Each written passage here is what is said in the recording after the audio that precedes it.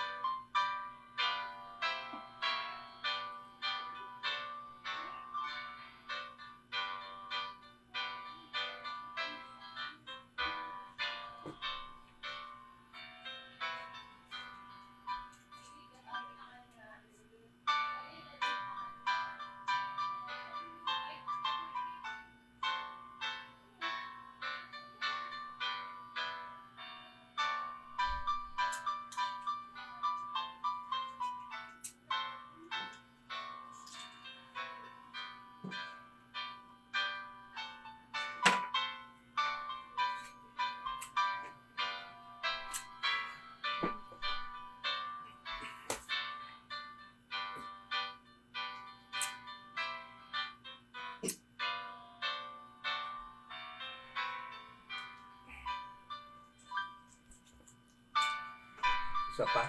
Hindi na.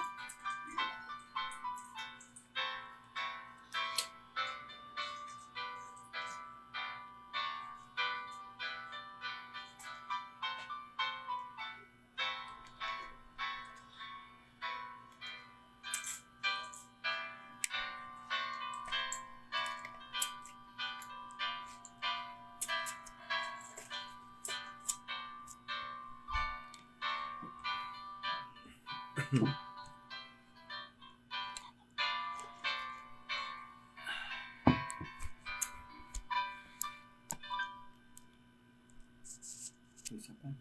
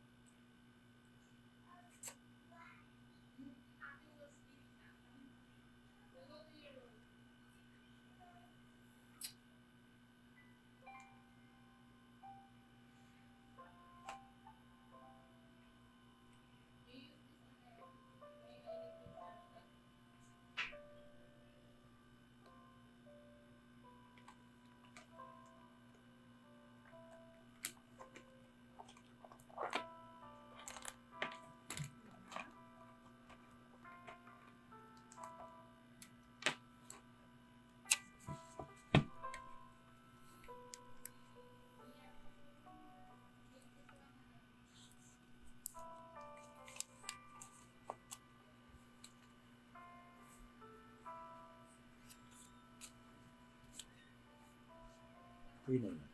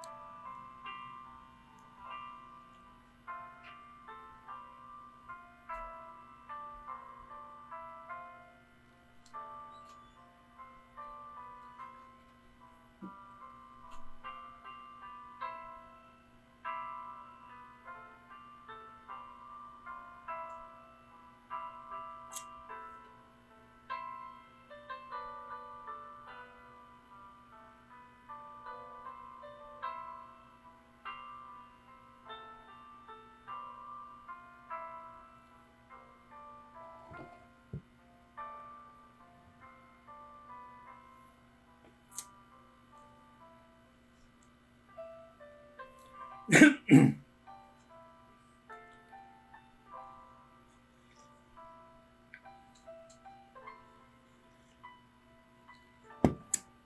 ko to karong kape na yan.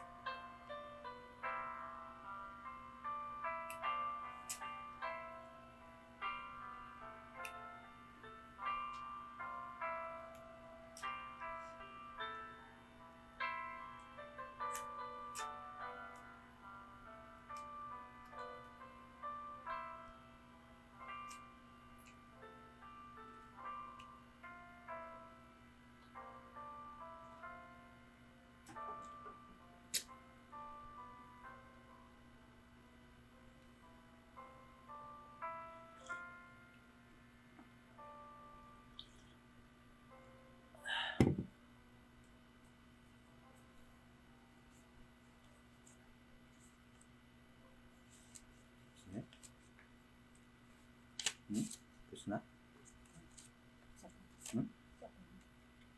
So, pwede pa.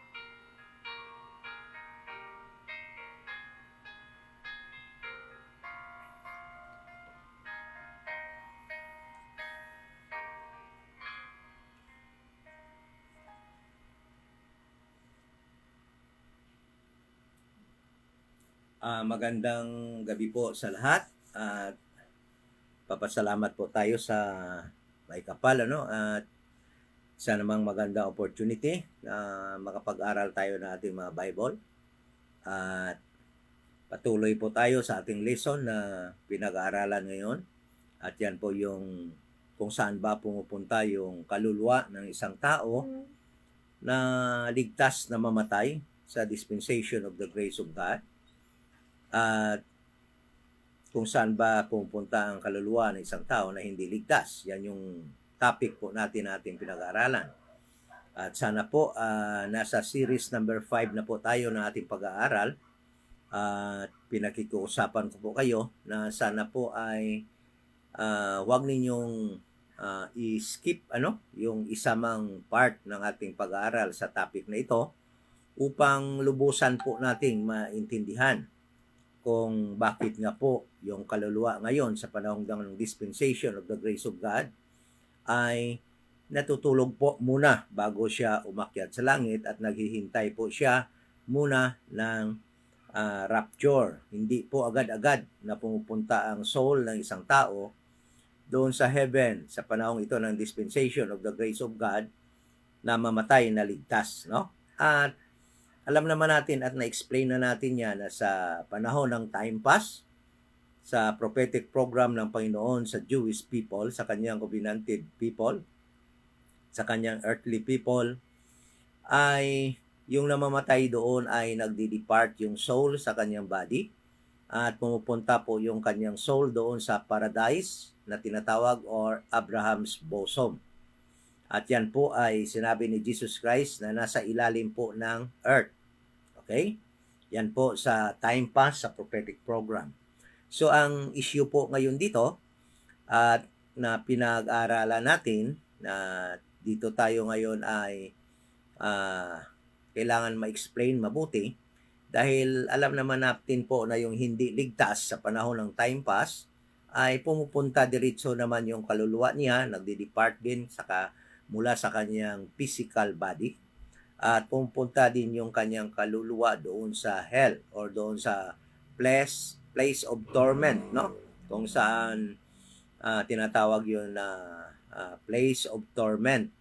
At isa yun na compartment doon sa hell. Ang isang compartment ng hell ay place of comfort. At yan po yung ang tinatawag na Abraham's bosom. Okay? Ngunit sa panahon ito ng dispensation of the grace of God, alam naman natin na yung hindi ligtas na namamatay ngayon ay ganun pa rin. Pumupunta pa rin doon sa place of torment, sa hell, sa ilalim ng lupa. At yung ligtas sa panahon ito ng dispensation of the grace of God, yan po ang natutulog muna yung kanyang soul, at naghihintay yan ng rapture. Kasi nga po, wala pong turo sa Bible, wala po ni isang verse sa Bible na yung taong namamatay, naligtas sa panahon ng dispensation of the grace of God ay pumupunta kaagad yung kanyang kaluluwa sa heaven. Wala pong ganon na verse na pwede pong i-support sa ganong mga claim ng mga denominations at alam naman natin po na yan ay matagal ng turo. Kaya nga, ito pong turo natin ngayon ay masyadong unpopular. At alam mo kung may nagsasabi sa atin minsan na naghahabol daw tayo ng popularity.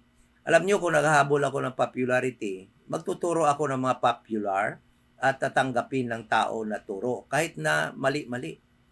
Ngunit yung aim po natin at objective po ay hindi para maging popular, kundi upang maituro ang tamang turo ng Bible, ng King James Bible. Yan po ang ating aim. Yan po ang ating objective. Bakit po tayo nagtuturo ng Bible? Hindi po para sumikat, kundi maituro po ang tamang turo ng Biblia. So wala pong verse na makikita sa Bible sa panahon ng dispensation of the grace of God, katuruan ni Apostol Paul na may namamatay na ligtas na diretso kaagad yung soul niya sa langit. Yung lahat-lahat po ng mga verses na ginagamit nila, mali po yung kanilang pagkaintindi. At kaya nga po, ini-explain ko isa-isa yon. Yung, for I am confident being absent from the body is to be present with the Lord, ay nai-explain ko na po yan doon sa part 5 ng ating mga videos. No? Nai-explain na yan. Kaya kung yan yung hinahanap nyo, tinatanong nyo pa sa akin, hindi ko na sasagutin yon. Pupunta na kayo doon sa aking part 5 ng ating video. At dyan ko yan sinagot. At yung Hebrews 9:27, it is appointed unto men once to die, but after this the judgment. Sinagot ko ni rin yan doon din po sa part 5 ng ating video. Okay? So, ngayong panahon, no? Wala pang ni isang tao na nakapunta sa heaven. Wala pa po. Wala pa pwedeng umakyat doon dahil namatay na siya. Okay? Tingnan po natin, sabi ni Jesus Christ sa John chapter 3 verse 13. Isa lang po yung tao na pwedeng umakyat at ando doon na sa langit. Maliban sa kanya, wala na pong iba na makakapunta sa langit. Siya lamang ang ando doon. Sabi dito, John chapter 3 verse 13. Sabi po ni Jesus Christ mismo, sa John chapter 3, sabi niya dito verse 13, sabi niya, and no man hath ascended up to heaven. Sabi ni Jesus Christ, no man hath ascended up to heaven. Sabi niya, but he that came down from heaven, even the Son of Man which is in heaven. So siya lamang ang pwedeng umakyat sa langit kasi siya din ang nanggaling sa langit. So yung tao na lupa or terrestrial na tao, hindi kayang pumunta sa langit dahil dito siya sa lupa. Kaya yung tao naligtas ngayon, kahit namamatay ka, wala kang kakayahan umakyat sa langit, maliban lamang kung ikaw ay makasama sa corporate rapture. That is because that is the only one procedure of God upang ang isang tao makapunta sa langit is only through the rapture. At future pa yan. Future pa yung rapture na yan, kaya wala pang tao ngayon sa langit maliban kay Jesus Christ na sinabi dito, tao, no? Galing siya sa langit at tinawag din siya na tao na tinawag siyang Son of Man. Siya lang ang pwedeng pumukmokyat sa langit dahil galing din siya sa langit na bubaba dito sa lupa, kaya siya lang pwedeng umakyat din sa langit. Wala pang pwedeng umakyat na tao sa langit dahil yung tao nga is earthly. Siya heavenly, galing talaga siya sa langit. Okay? So, yung turo na sabi nila pag namatay, ando doon na kagad sa langit yung kaluluwa. Baseless, wala ni isang Bible verse na kayang isupport ni sa Old Testament man o sa instruction ni Paul para sa BOC, sa body ni Christ, Romans to Philemon. Wala pa talaga. Dahil nga sinabi ni Jesus Christ, walang pwedeng umakyat sa langit maliban sa kanya na galing mismo sa langit. Okay? So, yung mga verses po nila kagaya ng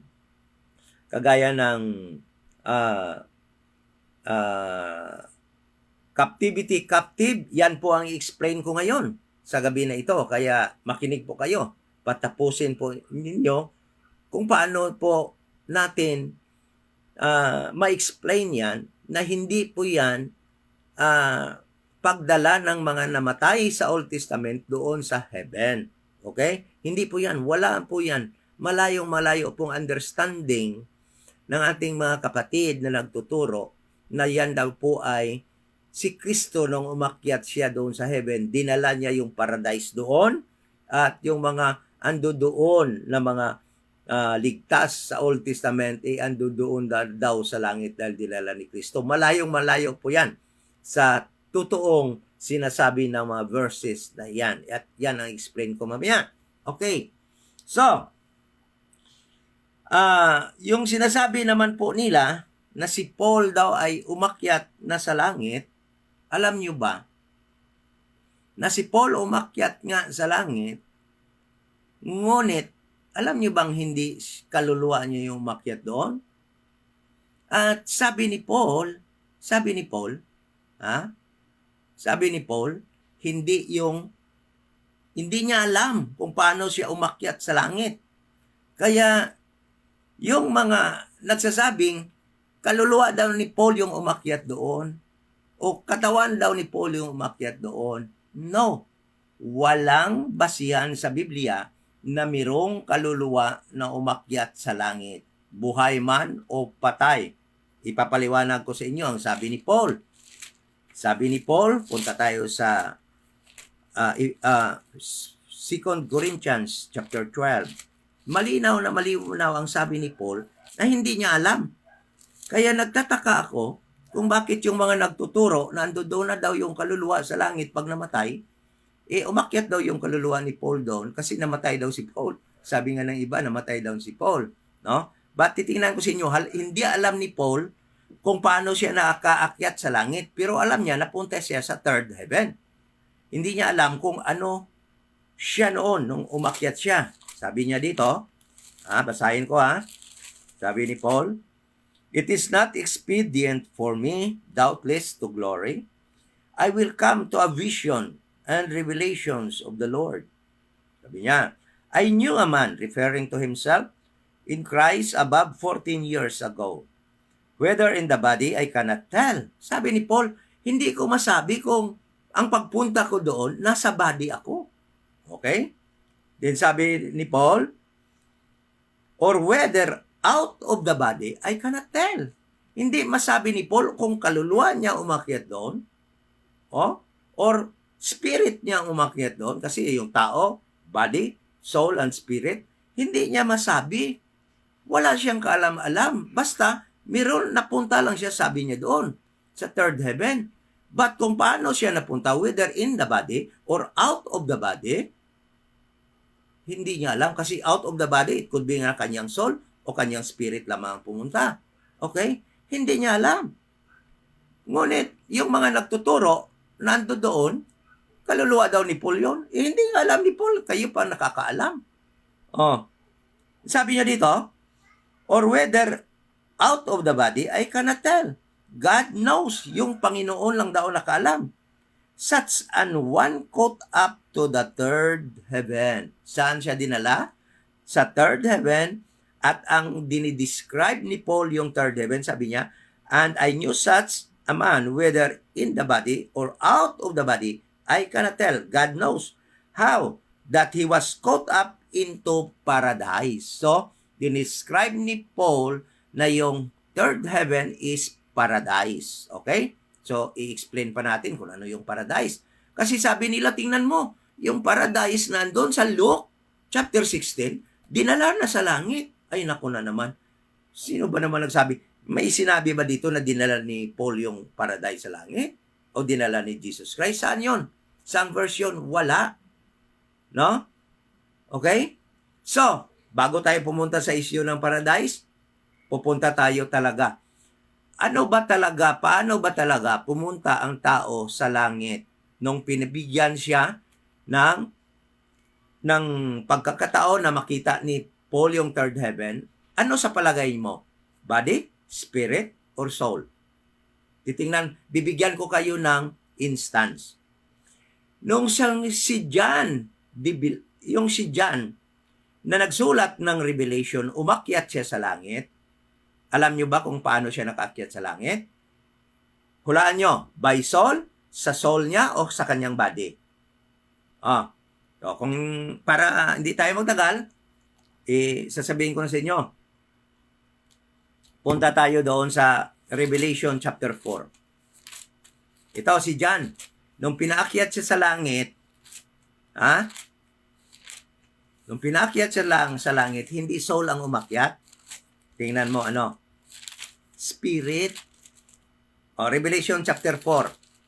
Sabi ni John, chapter 4, verse 1, sabi ni John, "After this I looked, and behold, a door was opened in heaven, and the first voice which I heard was it were of a trumpet talking with me, which said, Come up hither, and I will show thee things which must be hereafter."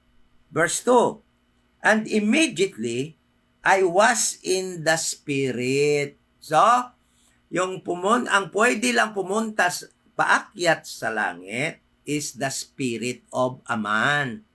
Kaya kung mamatay tayo, lahat ng tao mamatay, ligtas man o ligtas, sabi ng Ecclesiastes chapter 12 verse 7, ang spirit ng namatay na tao umaakyat kaagad sa Diyos sa langit, pero yung soul, hindi. Kaya it is safe to say na nung umakyat doon si Paul sa langit, he was in the Spirit. Kasi Spirit ang pwede umakyat sa langit, kagaya ni John nung pinakita sa kanya ang things that will happen in the future sa tribulation period. He was in the Spirit nung dinala siya doon sa langit. But listen to this. Dahil dinala sila sa langit, hindi ibig sabihin andoon na sila. Walang taong nakakyat doon. Walang soul, walang body, flesh na nakakyat sa langit, kundi spirit lamang. Kaya definitely, nung si Paul umakyat sa langit sa 2 Corinthians chapter 12, he was in the Spirit. Paano natin nalaman? Dahil sa nangyari kay John, yung tao, yung parte lamang ng tao na pwede umakyat sa langit is the Spirit. Dahil nanggaling yan sa Panginoon mismo sa Kanya. Nakuha na natin? So, ngayon, explain ko sa inyo kung ano yung paradise. Bago tayo pumunta doon sa captive. Explain ko sa inyo kung ano yung paradise. Yung paradise na nakita ni Paul sa third heaven, yung third heaven mismo yon. Hindi yun ang paradise galing doon sa ilalim ng lupa. Okay? So, bakit ba dinescribe din ni Paul na paradise yung heaven, yung third heaven na pinuntahan niya? Kayo nga, tanungin ko kayo, what is paradise? What is paradise? Paradise? Ano bang masasabi niyo sa paradise? Ano ba ang paradise? Bakit siya tinatawag na paradise? Okay? So, bibigyan ko ng kasagutan yan. Punta tayo sa Luke 16. Luke 16, verse 25. Sabi dito, Luke 16:25, ito yung sagot kung ano yung paradise. But Abraham said, Son, remember that thou in thy lifetime received thy good things, and likewise Lazarus evil things. Sabi niya, nung buhay ka pa, good things. Nung si Lazarus, evil things.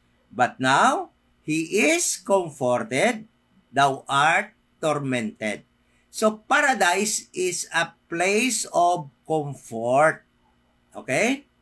Kaya nung makaakyat doon si Paul sa langit, sa third heaven, dinescribe din niya na paradise yon because it is very comforting to be there. Okay? Walang problema, masarap ang atmosphere, lahat maganda, very comfortable. Kagaya ng paradise doon sa ilalim ng lupa na pinuntahan nila ni Abraham ng mga na-save sa prophetic program. Ando doon sila kino-comfort. At alam nyo ba na sa Biblia, meron tayong tatlong makita na paradise? Yung Garden of Eden, tinawag din yun na paradise. So, third heaven ba yun? Dahil tinawag din yun na paradise? Hindi. Ibig sabihin, iba yung paradise na tinatawag na Garden of Eden, tingnan nyo sa Greek Garden of Eden is paradise. It is called paradise. Ang place of comfort doon na pinuntahan ng mga namatay sa prophetic program, paradise din yon, Abraham's bosom yun. Okay? Ang tawag talaga doon, Abraham's bosom. Pero, that Abraham's bosom is also a place of comfort or paradise dahil nga masarap ang pamumuhay nila doon. Noong si Adan at si Eva doon sa Garden of Eden, tinawag doon na nasa paradise sila dahil masarap ang buhay doon sa Garden of Eden.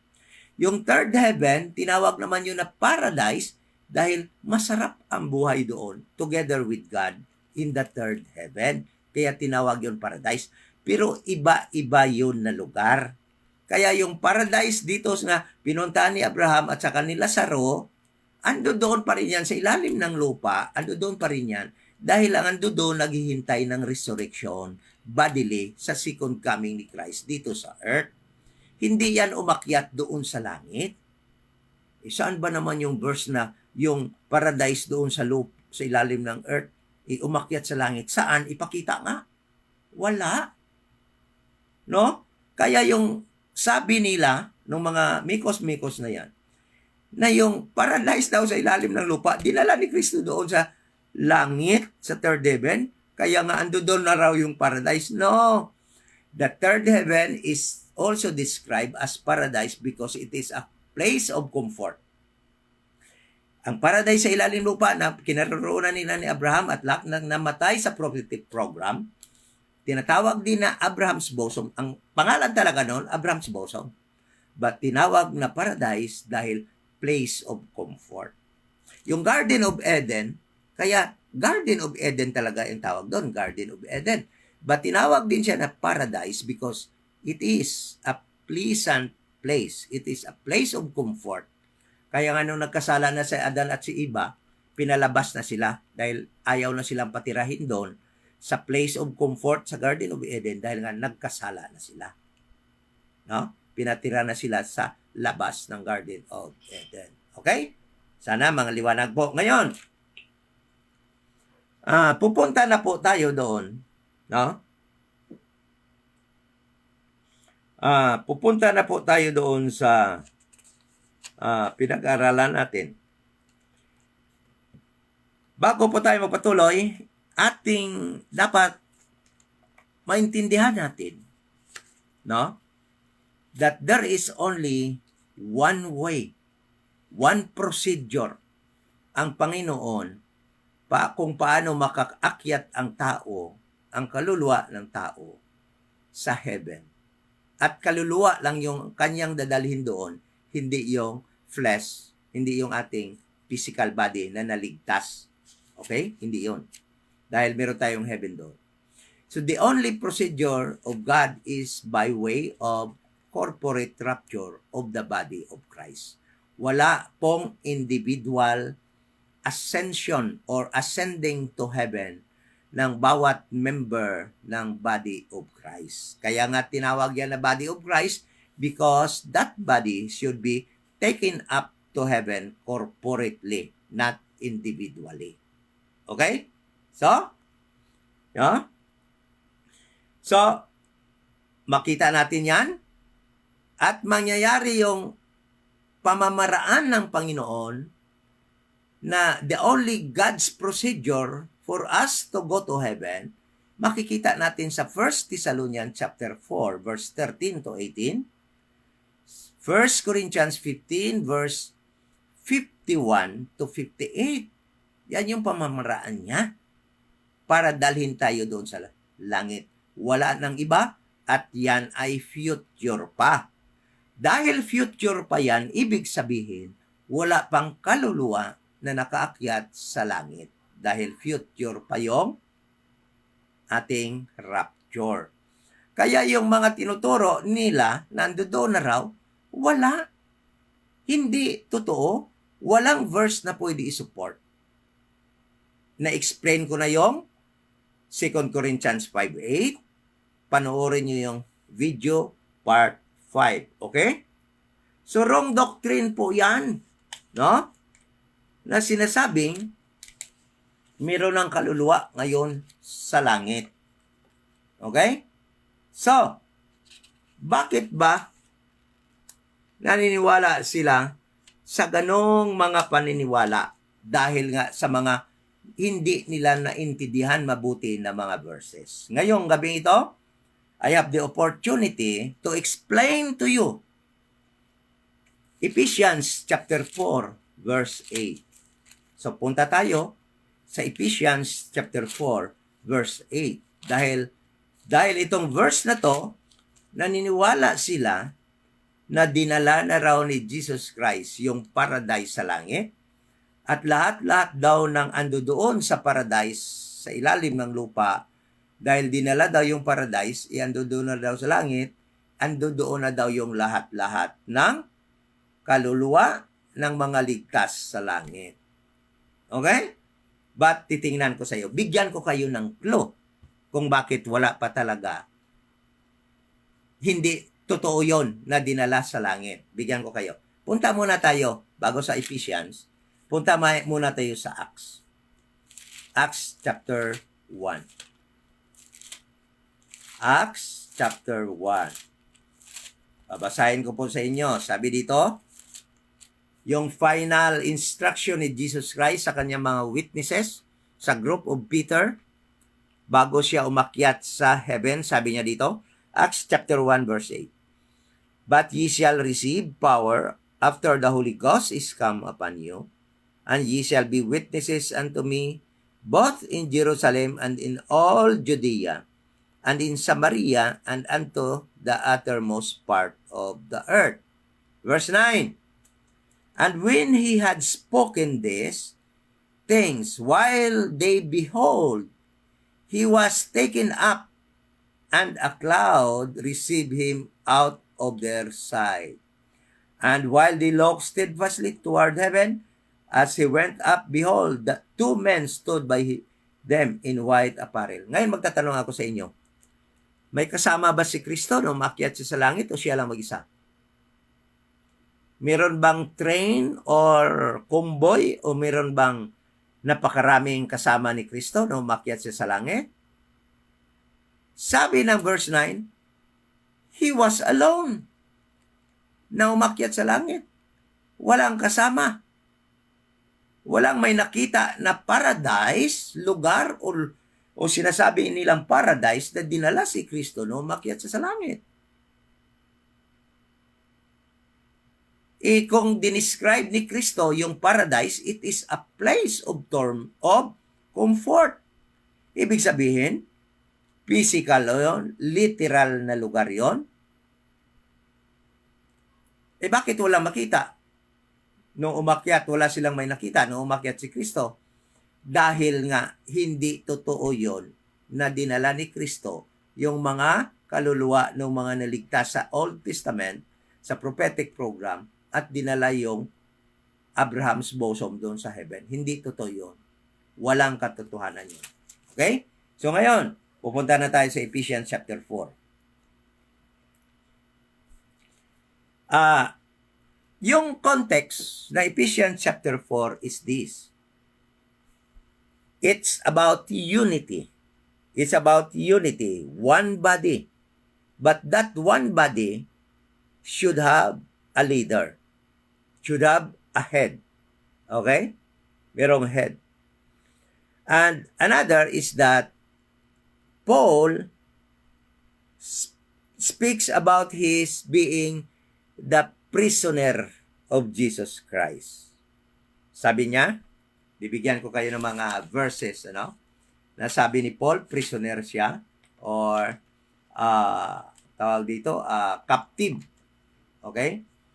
Sabi niya sa Ephesians 3:1, for this cause I, Paul, the prisoner of Jesus Christ, for you Gentiles.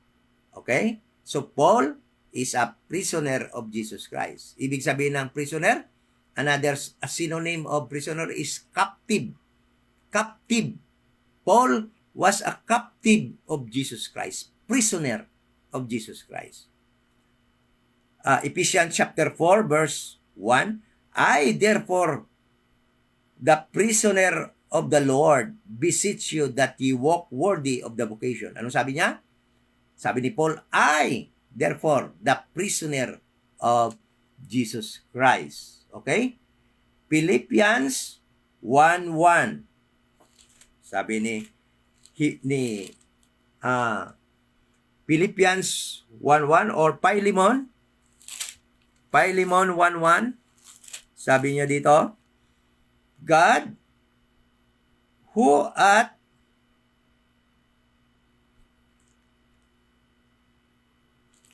Philippians pala, sorry. Philippians 1:1.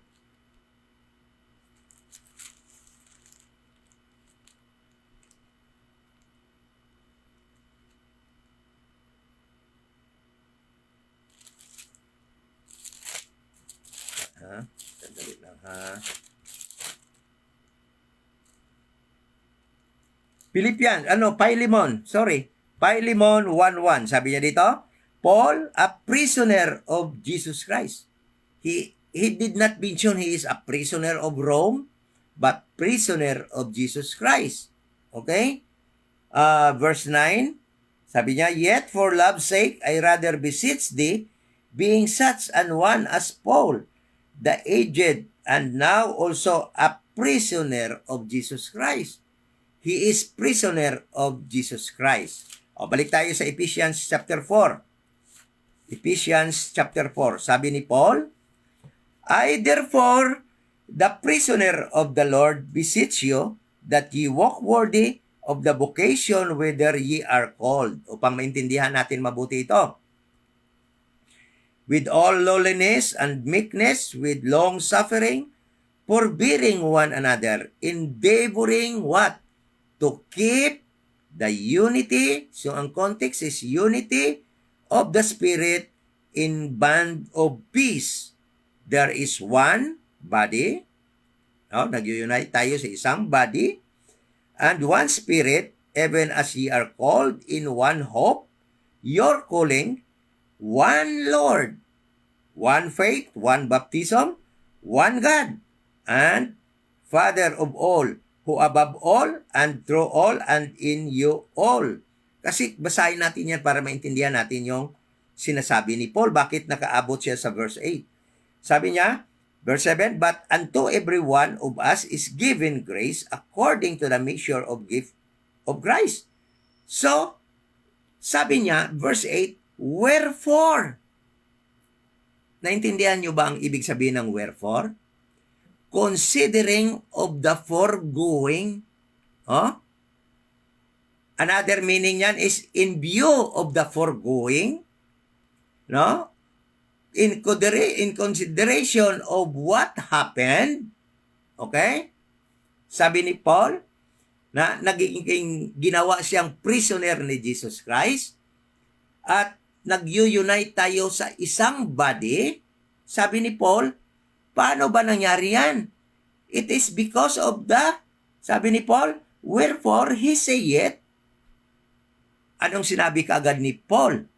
Kinote niya ang Psalm 68 verse 18. Ano yung sabi sa Psalm 68 verse 18? Punta tayo Psalm 68 verse 18 para maintindihan nyo. Ano ba? Alam ko, ang bilis nyo dyan, no? Psalm 68 verse 18. Ito yon yung kinote ni Paul. Sabi dito, verse 18, thou hast ascended on high, thou hast led captivity captive, thou hast received gifts for men, yea, for the rebellious also, that the Lord God might dwell among them. O naintindihan nyo na ngayon? Kung anong ibig sabihin ni Paul? Itong verse 18, Psalm chapter 68 verse 18 speaks of the burial. Speaks of the resurrection of Jesus Christ. Bumangon galing Bumangon siya, galing sa minatay, galing sa patay, to lead captivity captive. Ngayon, dapat nating intindihin kung sino tong captivity captive. Okay? Yun yung kinote ni Paul na verse doon sa Ephesians chapter 4 verse 18. Okay? Yung Psalm 68:18. Sabi niya dito, dahil sa mga pangyayaring ito, dahil sa mga nangyaring ito, na kailangan nating mag-unite in one body, kailangan natin mag-unite, no? At ako nga, sabi ni Paul, naging prisoner ni Jesus Christ. Alam nyo, ibig sabihin ni Paul, we members of the body of Christ are the captive of Jesus Christ. We are prisoners of Jesus Christ. We are prisoners. Paul was a prisoner of Jesus Christ. Kaya sabi ni Paul, pag nung sinabi na ni Paul itong verse 1 hanggang verse 7, sabi ni Paul, wherefore, sabi niya, he saith, when he ascended up on high, nung ma-resurrect na siya, nung umakyat na siya galing sa lupa, sa itaas ng lupa, nung umakyat na siya, nung ma-resurrect na siya, sabi niya, he lead captivity captive. Kaya pinangungunahan niya ang mga prisoner na inalis niya sa pagka-priso. Yan yung ibig sabihin ng captivity captive. Pinangunahan ni Kristo yung mga priso, tayo yon, si Paul, prisoner niya, tayo na mga nagbilib na isa sa body ni Christ, nag-unite sa body ni Christ, we are His prisoners. Paano niya kita? Nung ma-resurrect siya, nilid niya tayo, okay? Na mga prisoner na inalis niya sa pagka-priso, yung captive, ibig sabihin yung captive naman, yung ibig sabihin ng captivity, nilid ni Kristo yung mga priso niya, yung captive niya, na inalis niya sa pagka-priso. Bakit? Si Paul ba sa priso ng sala? Priso ng sin? Before naging prisoner tayo ni Jesus Christ, no? Kagaya ni Paul, prisoner muna tayo ng sin. Kaya captivity, captive. Nilid ni Jesus, nung ma-resurrect si Jesus Christ, nilid niya tayo na mga kanyang na-captive, kanyang mga sumulunod, okay? Kanyang members of the body, na inalis niya sa pagka-priso ng kasalanan. Lead captivity captive. Yung ibig sabihin ni Jesus, ni Paul dyan.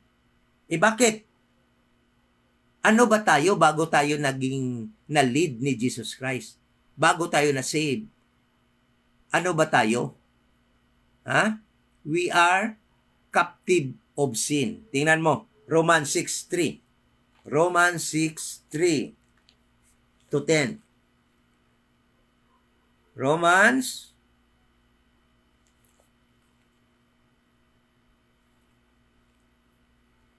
6:3 to 10. Sabi niya dito,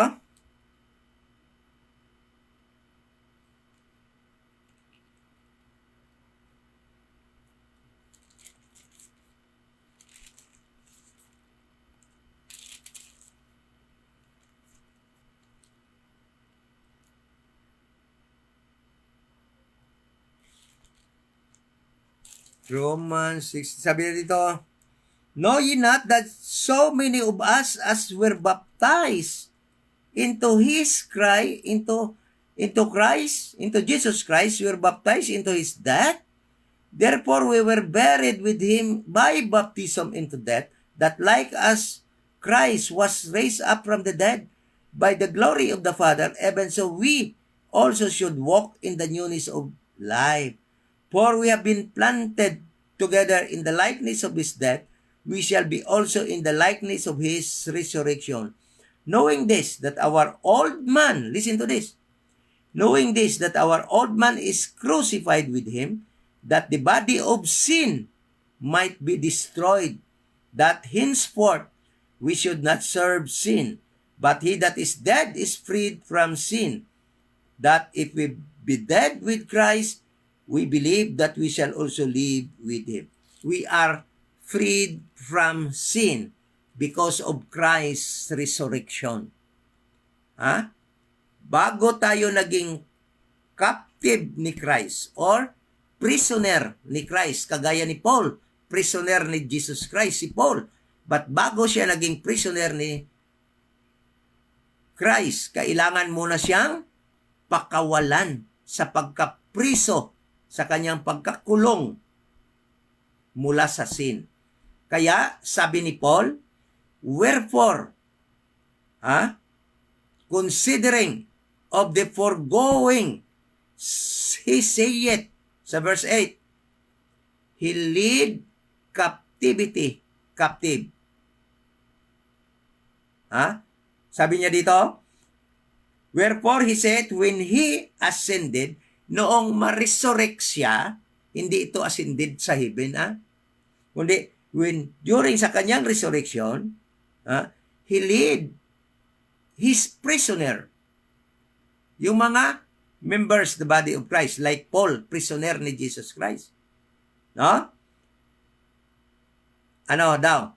Captive. Ibig sabihin ng captivity, he lead captivity ng kanyang prisoners na pinakawalan galing sa pagkakulong sa kasalanan.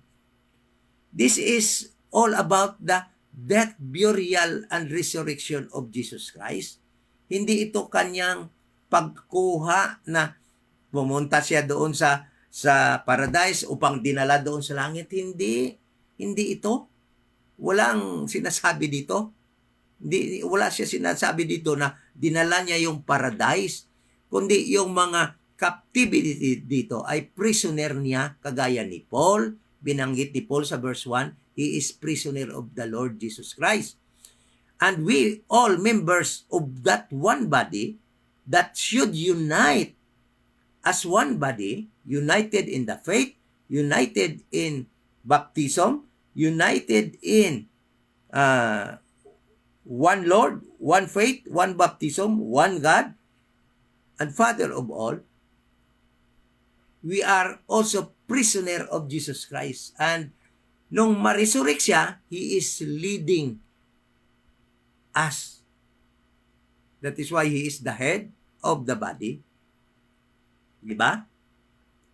At sabi niya sa verse 9, dito, now that he ascended, sabi niya, yung siya, he that ascended, siya na umakyat, referring to Jesus Christ, siya na na-resurrect, kailangan munang mamatay, kailangan munang pumunta sa lower parts of the earth. Ibig sabihin, kailangan munang ilibing, kailangan munang mamatay. Kaya bago siya ma-resurrect, kailangan munang ilibing, mamatay at ilibing. That is why sabi niya, siya na na-resurrect, he that ascended, went first to the lower parts of the earth. Okay? Pumunta siya muna doon bago siya maka-ascend sa itaas or ma-resurrect. Yun ang ibig sabihin ni Paul. Napakadali lang naman intindihin sana eh. Kung hindi natin i-twist, di ba? Hindi lang natin i-twist at itama natin doon sa mali nating belief na umakyat na doon ang paradise. Okay? Then verse 10, ito na yon, umakyat si Jesus Christ. Sabi naman niya dito sa verse 10, he that descended, the same naman daw, the same that ascended up on high, referring to Christ's ascension to the third heaven. Wala naman sinabi dito na may kasama siya nung ascended up on the heavens. Wala naman, siya lang ang sinabi dito. Kaya pag sinabi mo na dala niya yung paradise, dinagdag mo lang yon. Ikaw na lang may sabi noon. Di ba? Then, nung umakyat niya siya sa heaven, sabi niya, He gave some preachers, apostles, prophets, and pastors as gift to man, bilang regalo sa men. Upang itong mga gifts na ito, evangelists, pastors, apostles, teachers, prophets, verse 12, for the perfecting of the saints. Upang mag-mature yung mga ligtas noong panahon pa nila ni Paul. Kasi wala pa ang Bible noon, no? For the work of the ministry, for the edifying of the body. Hanggang kailan yung pagbibigay ng mga gifts na yan? Till. Kaya wala na yung mga pastors ngayon dapat, yung opisina nila, kasi may katapusan yung pagbigay. Till, verse 13, hanggang we all come to the unity of faith. Kailan tayo maka-unite in the faith? Pagkatapos sulat ng Bible ni Apostol Paul, people, the believers, can already read God's instruction. And through this book, the Bible, we can unite in the faith. Kaya pagkatapos isulat ni Paul yung Bible, hindi na, wala na nagbigay ang Panginoon ng mga pastors, evangelists, prophets, at apostles, wala na. Yung binigay na niya, elders, deacons, and bishop. Yun na yung opisina na ibinigay ni God ngayon sa ating panahon. Kaya tingnan mo, nung malapit na mamatay si Paul, anong sabi ni Paul? Bishop? Yung tagubilin niya kay Timothy, tawag niya kay Timothy, bishop. Ingatan yung mga elders at yung mga deacons. Yan yung tatlong offices na binigay ni Paul. Wala na ngayon apostles, wala na dapat pastors, ha? Wala na dapat evangelist, wala na dapat ng prophet, teacher patuloy. Kasi isa yan sa kailangan na maging bishop up to teach. Kaya kasali pa rin yung teacher ngayon. Okay? So, tingnan mo mga kapatid. Itong mga verses na ito na sinasabi nila, umakyat na raw si Kristo sa langit at dinala yung mga captive. Bakit? Sino ba yung captive dito? Yung tinutukoy nilang captive, yung mga ando doon sa paradise. Hindi naman sila yung mga captive na tinutukoy dito. Hindi sila yung mga prisoner na tinutukoy dito. Yung tinutukoy dito na may prisoner, ini-include ni Paul ang kanyang sarili. I therefore the prisoner of the Lord beseech you. Sabi niya sa verse 3, chapter 3, verse 1, for this cause I, Paul, the prisoner of Jesus Christ. So we members of the body of Christ who were cleansed, no? And were naalis sa pagka-captive ng sin, ay nagiging prisoner tayo ni Jesus Christ nung kanyang pagka-resurrect kasi nabayaran niya yung lahat nating kasalanan. Kaya sabi ni Paul, prisoner ako ni Jesus Christ. Kaya yung prisoner na tinutukoy dito are the members of the body of Christ. The captivity. The captivity means the prisoners of Jesus Christ. Tinatawag ito mga prisoners ni Jesus Christ na inalis niya sa pagkakulong sa kasalanan. Ikailan ba tayo naalis sa pagkakulong sa kasalanan? Noong si Jesus Christ ay na-resurrect at ang naniniwala sa gospel na yan ay naalis sa pagkakulong sa kasalanan at nagiging prisoner tayo ni Jesus Christ. Ay, nako, napakasarap magiging prisoner ni Jesus Christ. Kung alam nyo lang. Kaya sabi ni Paul, kaya tuwang-tuwa si Paul, tawagin niya sarili niya, for this, ang daming beses ni Paul tinawag ang kanyang sarili, prisoner ni Jesus Christ. Kasi nga, yung prisoner ni Jesus Christ ay inalis yun ni Jesus Christ sa pagka-prisoner sa kasalanan. Kaya nga, di ba? Napakasarap kung inalis na yung pagkapriso mo sa pagkakulong mo sa kasalanan. Yan ang ibig sabihin ng captivity.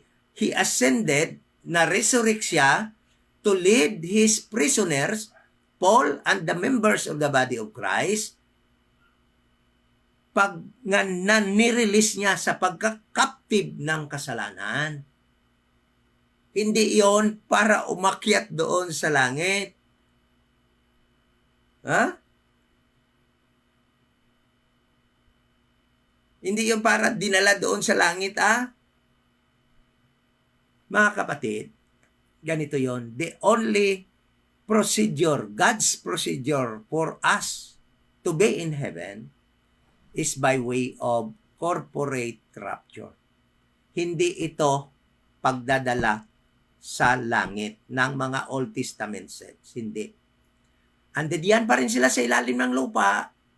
They were comforted, in the place of comfort in Abraham's bosom, in paradise under the earth, waiting for their bodily resurrection. When? During the second coming of Jesus Christ, for them to join Jesus Christ, to enter into His earthly 1,000 years earthly kingdom. Hindi na yan sila akyat sa langit. Kahit anong gusto nila umakyat sa langit, they cannot. At hindi sila naglulong dyan. Kasi walang heaven na itinuro sa kanila, kundi bibigyan sila ng kingdom na galing sa heaven. Galing sa heaven na kingdom, pupunta dito sa earth. Yan yung eternity, earthly kingdom ni Christ bibigay sa kanila. No? We, members of the body of Christ, we are longing for heaven. Why? Dahil nakakahiya kasi na mag-long tayo ng earth dahil hindi ito para sa atin. Kung alam mo yung instruction mo galing kay Paul, alam mo yon na hindi para sa iyo itong earth, para tayo sa heaven. Kaya yun ang nilulong natin, yung rapture, corporate rapture. Kung mamatay tayo ngayon, we are not directly after death will go to heaven. We are going to wait for that blessed hope, that corporate rapture that will happen in the future. Sa 1 Thessalonians chapter 4 verse 13 to 18 na dinidescribe din ni Paul sa 1 Corinthians 15 verse 51 to 58. Yan yung ating pag-akyat sa langit. Si Paul, wala sa langit ngayon. Ando doon pa rin siya, sleeping, naghihintay ng rapture. Hindi naman siya pwede doon sa paradise dahil hindi lugar para sa kanya yon. Kasi yung sa paradise, ano ba yung nasa paradise? Parang exam natin, isang tanong lang. Sino yung nasa paradise at ano yon sila? Naghihintay. Ano hinihintay nila? Resurrection. Tayo naman, habang natutulog yung soul ng manamatay sa atin, ano hinihintay? Rapture. Different procedure. Okay? Sana po maintindihan natin yan. Huwag nating i-mix. No? Huwag natin i-mix yung hindi sa atin. No? Kaya yung mga nagsasabing mga naniniwala pa rin sa denominational doctrine na yan, na pag namatay, nasa langit kagad ang soul. Please naman. No? Nagtuturo kayo kasi. Nagtuturo kayo. Gusto nyo kasi, kayo ang gusto ng popularity kasi ayaw nyo magturo ng unpopular doctrine. Me, I am not after popularity. I am after the truth. Kaya kung ano yung truth, kahit na sabi nga, meron nag-comment doon sa aking mga videos. Sabi niya, pag ganyan yung turo mo, kukonti lang. Halos wala ang maniniwala at susunod sa iyo. I don't care. Kung wala mang maniniwala, wala mang susunod sa akin, walang magpa-follow sa akin, no?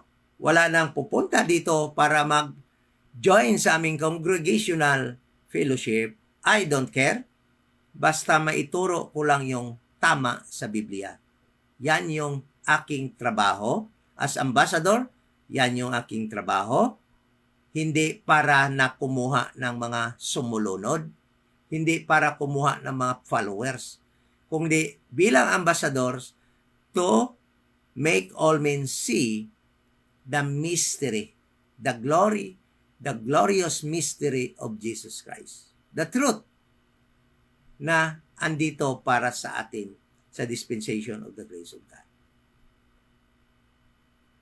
Wala naman akong ina-after sa mga kayo, takot kayong wala na kayong tao sa simbahan nyo kasi may ina-after kayo. Nag-after kayo nung ibibigay nila. No? Me? No. I'm not after of any centavos from sa mga nagsisimba o nag-join dito sa amin congregationally.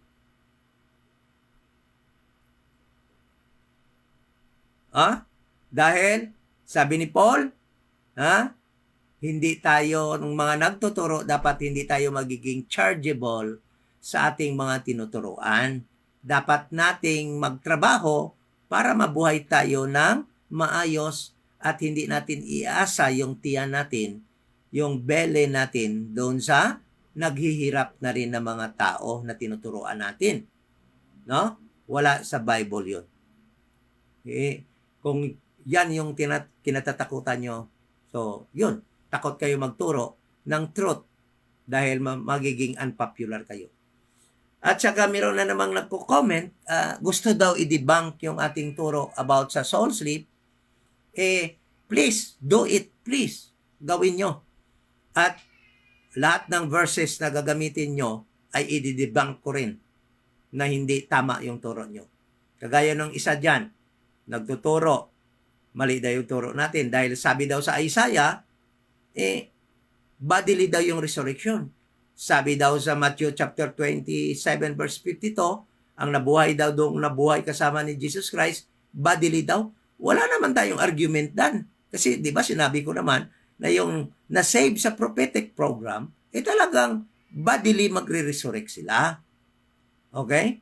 Yung pinag-usapan natin, yung temporary place ng namatay sa dispensation of the grace of God na ligtas, yan po ay natutulog muna waiting for that corporate rapture bago makaakyat sa langit. Yung tanong nyo, meron bang soul ngayon sa langit? Wala. Walang soul. Sabi ni Jesus Christ, no man has ascended unto heaven except him who came from heaven. Siya lamang ang nakaakyat pa sa langit, wala pang iba.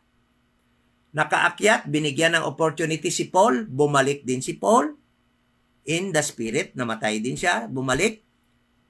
Tulog ngayon yung kaluluwa ni Paul. Si John na sumulat ng Revelation, he was given the opportunity to go to heaven in the spirit, hindi sa soul. Hindi soul niya, but in the spirit to observe kung ano mayayari sa tribulation period. But namatay si John at andyan siya ngayon sa Abraham's bosom waiting for his bodily resurrection. Yun yung katotohanan niya. No? Yan yung tamang sinasabi diyan sa Bible. Okay? Nawa po'y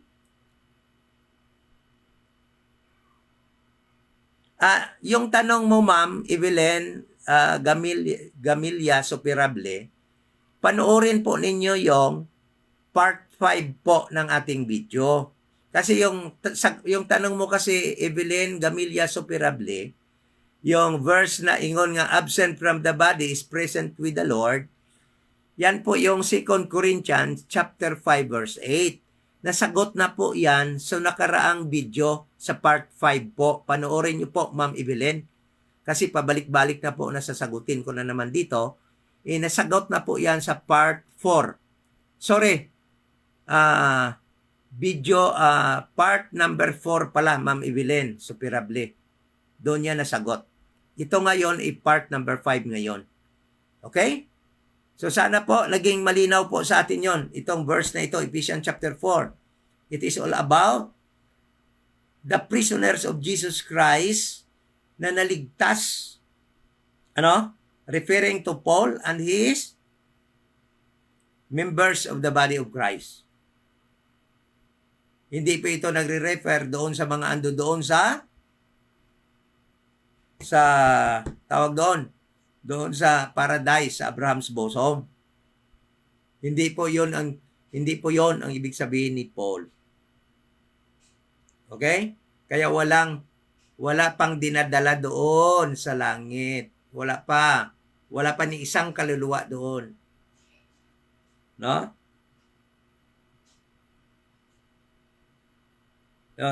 Tama. Sabi ni Brother James Sanchez, balikan mo yung iba kong video. Ando doon lahat ng sagot niyan.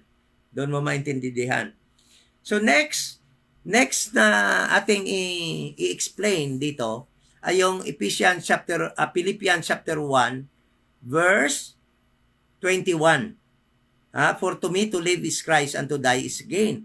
Kasi sabi ng mga mikos-mikos, tingnan mo, bakit daw gusto ni Paul mamatay? Kasi gain na raw. Kung natutulog daw, gain ba yan? So explain ko yan. Next natin na video, abangan ninyo.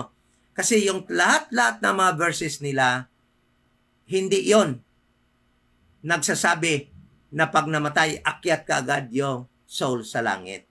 Okay? So, kung meron po kayong tanong, pwede nyo naman ilagay dyan at sisikapin po nating masagot po yan sa ating mga susunod pang mga yung mga tanong na hindi pa nasagot. Yung mga nasagot na, panoorin nyo na lang sa mga videos natin na andidiyan na part 1, umpisa part 1 hanggang part 5 na po ang ating videos regarding this topic. Okay?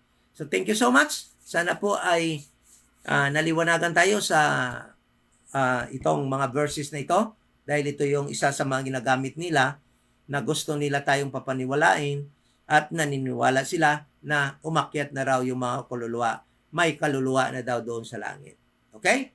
So, bago tayo mag-close, ito nga pala yung Iloilo Dispensation of Grace Bible Church. At dito po tayo sa 7040 Lawan Village, 7th Street, Lawan Village, Balantang Haro. Ito po yung church na nagtuturo na iisa lamang ang gospel na makaligtas ngayon sa panahon ng dispensation of the grace of God. At wala na pong iba kundi yung gospel of the grace of God na si Kristo ay namatay, bayad po ng ating mga kasalanan at siya po ay nabuhay muli inilibing at nabuhay muli sa ikatlong araw upang bigyan tayo ng buhay na walang hanggan. Yan lang po ang gospel na inyong paniniwalaan po upang maligtas ang inyong mga kaluluwa at makasama po kayo sa ating corporate rapture sa body ni Christ pagdating ng panahon na yan. Kung ang gospel po ninyo ay hindi ganyan, ay hindi po kayo maliligtas kahit ano pang paniwala nyo na maligtas po kayo.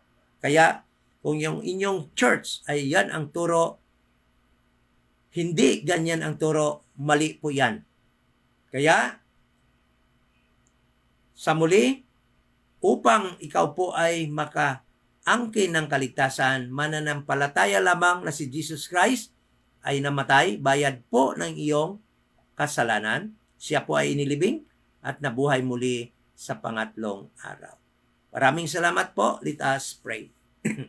Ama na banal, salamat po sa opportunity na makapag-aral kami kasama aming mga kapatid.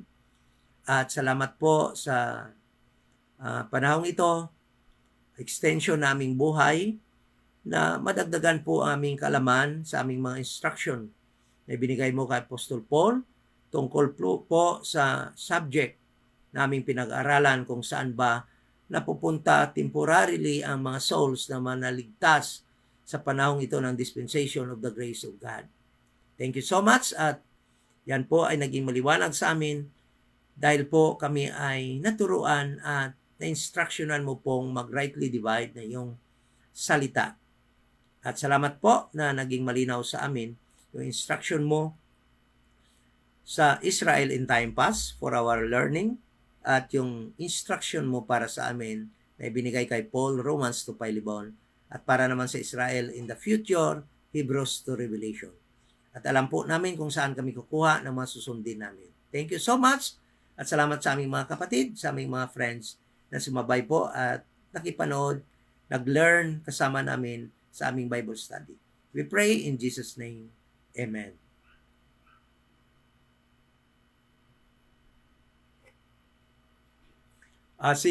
Sabi ng ating kapatid James Sanchez, si Ramirez daw nagdi-debunk, naka-live din.